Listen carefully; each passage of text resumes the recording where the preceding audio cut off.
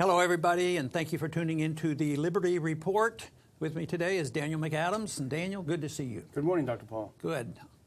I'm sure you're aware of a battle going on for Mosul right now, and it's been in the news a little bit, but not a whole lot. And it seems to me that from our conversations in the past year or two about what's going on, this is really important stuff, what's going on there, especially since there's been a shift from removing troops from Iraq to building up. And here there's a major battle going on, and the administration has staked out a lot of effort on this and hoping that they can pull off a victory.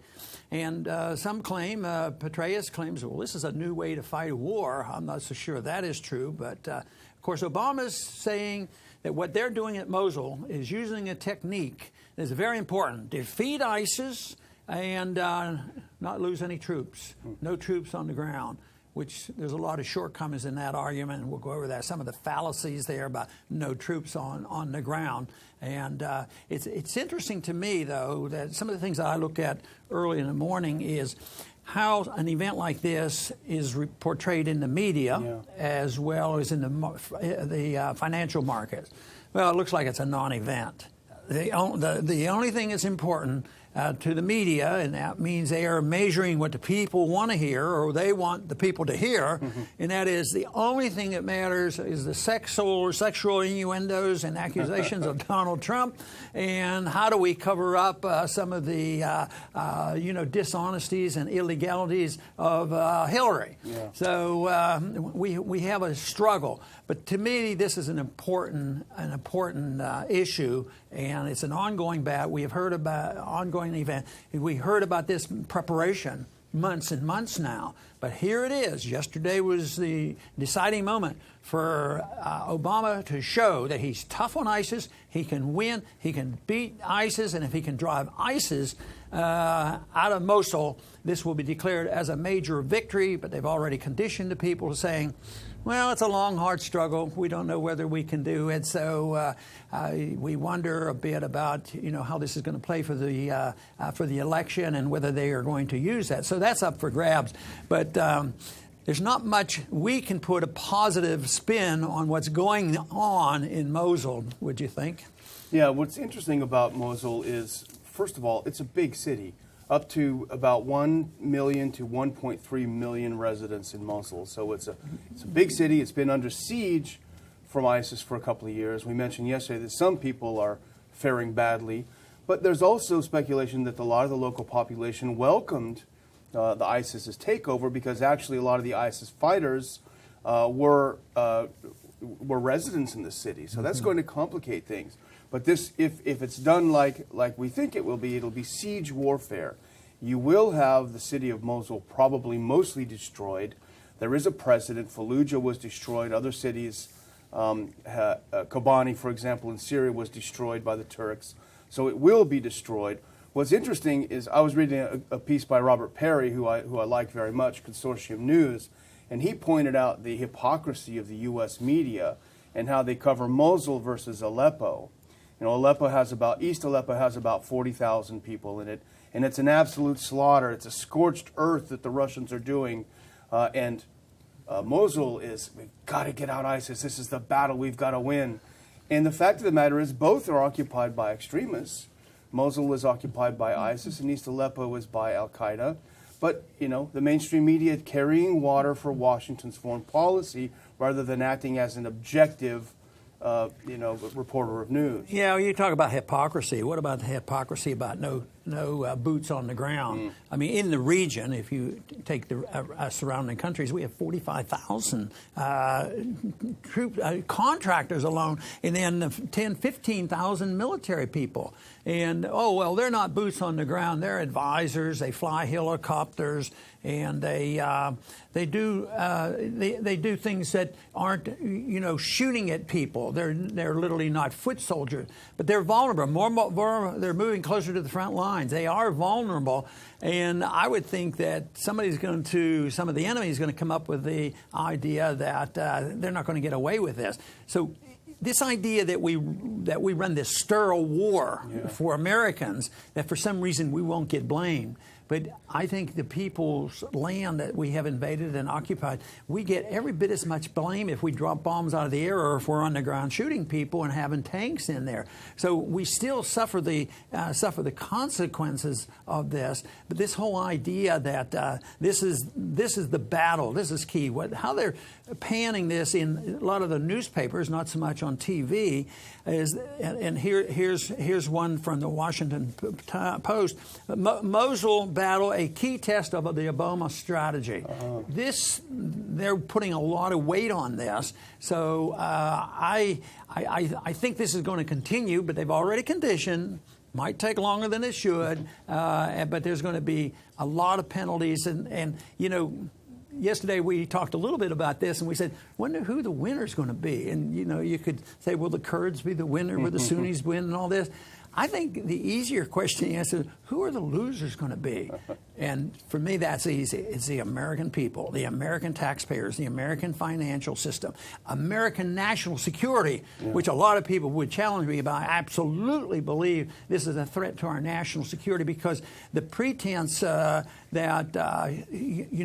what we have to do to fight over there because they're on their way over here, and therefore we have to be there to protect our Constitution and protect our liberties. And that, to me, is the greatest threat, this pretense that we're on a holy war to save America's great values and Americans' exceptionalism, the American economic system, yet we're literally destroying it. And just think of the other things that these battles go on, because none of this would happen. Well, it would happen, but not to the degree if we weren't there. But what about the intended and unintended consequences of blowing up these places on migration? Yeah.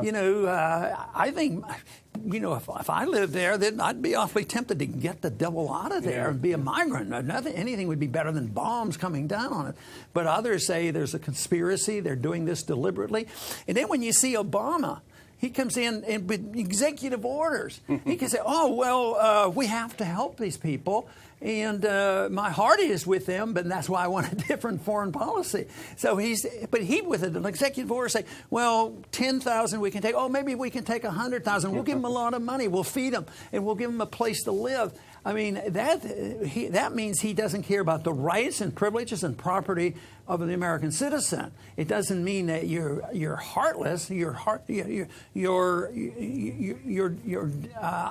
opposition is to people destroying what we have. But so there's so many things wrong with this that it makes him. It's enough to be a little bit annoyed with their total hypocrisy. If we didn't blow up their houses in the first place, we wouldn't have had to house them over here. Yeah, right. You touched on something earlier that I think is an important point, and I hadn't realized this until you'd mentioned it before we started. Did you say 48,000 contractors? 45,000. Not just in Iraq, but they're in the region, a lot of them.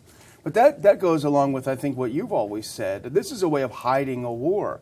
Because you'd also mentioned that these aren't Americans necessarily. They're recruited from everywhere. I think 1/3 are Americans, and then they recruit them. I'm sure they're going to get an easy road to citizenship. But the other thing is, about war profiteering. It goes on, and the weapons industry. They might not be for war. They're just for selling weapons, and that's why they probably stir wars. Americans don't have to die. They don't even report contractors' death. When nobody knows how many are killed. They're invisible. But one thing they've been able to keep a little bit of a tabs on, not in great detail, but the Pentagon puts out $285 billion a year, and that was back in 2014. Wow. So it's going to be more now because they're going to depend more on contractors. Now that is huge. That's probably bigger than most defense budgets of most countries. Yeah. And this is just part of the military budget. And it's been totally privatized, and it's a mercenary army with war profiteering individuals. A lot of people who've been in the military, when they had terrible living conditions, in Iraq and different places, then they go with a contractor and they stay in a hotel, and then they make a lot of money, 10 times more than the soldier. It is just a rotten system because it has nothing to do with national defense. And it also goes to show you that for all the rah, rah, rah and flag waving, I think the government understands that people don't like war. So you have to hide it. You hide it under contractors. You hide it under CIA and special forces. You hide it everywhere because I think they realize deep down Americans don't want war and can't stand war. Talk about the hypocrisy. We're now getting rid of ISIS, in this area, but we also recognize that radical groups will still probably be in charge after the battle has been won. It's not going to be a peaceful solution to this, but at the same time, even yesterday there was another article making the point that we've made, that funding from our country has filtered directly and indirectly to ISIS. Yeah. And I think Hillary's hands are not clean on that either. We've talked about that and how weapons get into it. At the same time, this major event is going on to try to get ISIS out of Mosul. Yeah. Well, here's an interesting way that they may be trying to get it out of Mosul, and this has been reported over a broad range of international media, that Mosul is surrounded only on three sides. The only opening is toward the west, which would be toward eastern Syria, and there's a lot of speculation that a lot of these ISIS fighters from Mosul are going to escape toward Deir ez-Zor and Raqqa in Syria. That's where ISIS is centered. I know it's just a coincidence, but just a few weeks ago, the U.S. struck the only Syrian army outpost in eastern Syria, in Deir ez-Zor. And that will open, if indeed this influx of ISIS comes into eastern Syria, they've just gotten rid of the front line against this surge. So the Russians have noted this, as a matter of fact, and even Sergei Lavrov, their foreign minister, said, if the intention of the coalition is to chase ISIS out of Iraq and into Syria, then we will take measures against this. So this could really be the clash point, eastern Syria. And, and the Kurds are very much involved. I'm sure they're hoping to get their homeland. But the other country that hasn't been talked about much, but they're paying attention, is Turkey. Oh, yeah. Turkey has an interest in that, and I thought it was interesting that Erdogan just, recently got involved in this by saying, Mosul really belongs to Turkey. And he may have a good historical argument for that, the same way that the Russians had an argument for some of the land in Ukraine. Crimea. Yeah. But they argue, Erdogan argues that, after World War I, we know that we redrew the lines, but Turkey argued that northern part of Iraq was part of Turkey. And they argued back and forth, but they were arguing with the British. And the British just happened to be a little bit more powerful. And then at that time, since the Ottoman Empire was gone, they had no strong argument. So it went before the League of Nations in 1926. It was finally settled. Northern Iraq is part of Iraq and part of the British Empire, and that would be it. And I don't know what the final result was, but the agreement was that Turkey would always get 10% of the oil revenues. My guess is that they haven't been getting 10% because nobody even knows who's getting the oil out of Iraq right now. Who knows? It may be ISIS, and I don't think ISIS would be sharing the revenues. Probably not.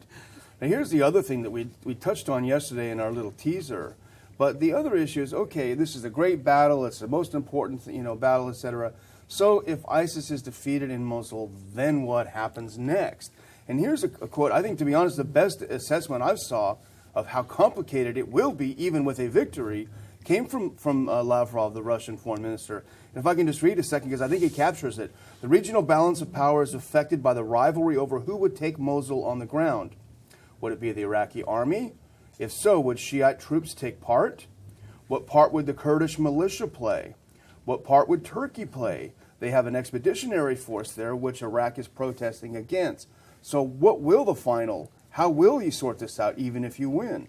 Well, it'll probably be beyond any one group's control, and that's what the fight is all about. But, immediately after the first victory over Iraq, we've done this, and we have a new government there, and it was Shia. And I said, well, this looks like we've just gone to war for Iran, because they're friends, and they have more alliances than anybody else. So this may be an extension, which once again doesn't add up. It seems like they have a new strategy every single day. It doesn't fit in one picture. So it's so much easier to have a principled foreign policy of minding our own business for the benefit of our own country, our own people, and our own liberties, and for our financial system and for peace. But they have this interventionist notion that on today we intervene here and we can support ISIS up here, but over here we have to kill them. Today we're going to have an election. And the CIA might be involved. They talk about crooked elections in this country. Well, we've been involved in crooked elections around the world forever.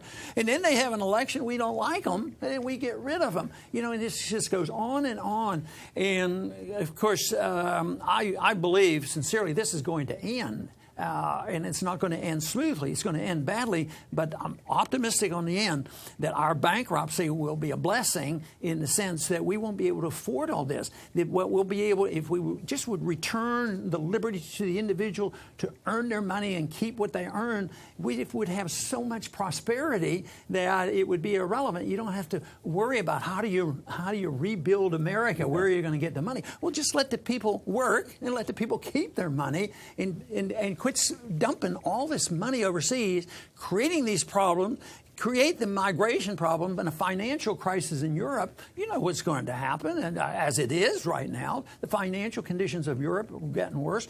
And as long as the dollar is king and they're still accepting dollars, we'll be bailing out Europe, and we did it before. A lot of our money flowed over there during the financial crisis. So the only way I can see the end to this is when the people come around to saying that we reject the dollar. And, of course, there are people agitating for this because a lot of people understand dollar hegemony, and they'd like to change that. And that's why the Chinese would like to change it. Russia would probably like to do it. India would probably like to do it. But they're not in a strong enough position to do that. So, and right now, the dollar gets sort of a benefit from all this because they're not going to go buy euros and they're not going to buy yen at the moment. So they still support the dollar, and I'm sure behind the scenes, as much as we fight with all the people in the world temporarily, even though people are trying to stir up a fight with China, subtly it's not in China's interest to bring about the monetary crisis right now. So they want to maintain a bit of stability and order. Yeah, I think that's right. And, obviously there's a lot of profit in keeping up the same foreign policy, and I think that's what they're hoping they can continue. Yeah. Very good, and I want to thank the audience for tuning in today. This is a very serious problem as far as I'm concerned, and I thought maybe it would have a significant impact on the election. Right now, it doesn't look like most Americans care about it, even if the administration contrived it to be the big event and distract and show how tough he can be on ISIS and have a victory. So the problems are going to continue. I think the election will continue. It'll be interesting to see. Maybe a question or two, a small discussion may come up in the debate this week. But quite frankly, I don't think there will be a serious debate on the crisis that are going on because both candidates can't outdo each other more so than to saying, I am tougher on ISIS than you are. I happen to think some of this activity going on now by the administration is to show how tough they are on ISIS. And yet at the very same time, we pointed out in our conversation today that the hypocrisy is that we support ISIS one day in one place and then we pretend we oppose it in another place. But the American people need to wake up and realize that we just don't have any business over there, and it's very detrimental to our national security and to our financial system. The sooner we wake up, the better. I want to thank everybody for tuning in today to the Liberty Report. Please come back soon.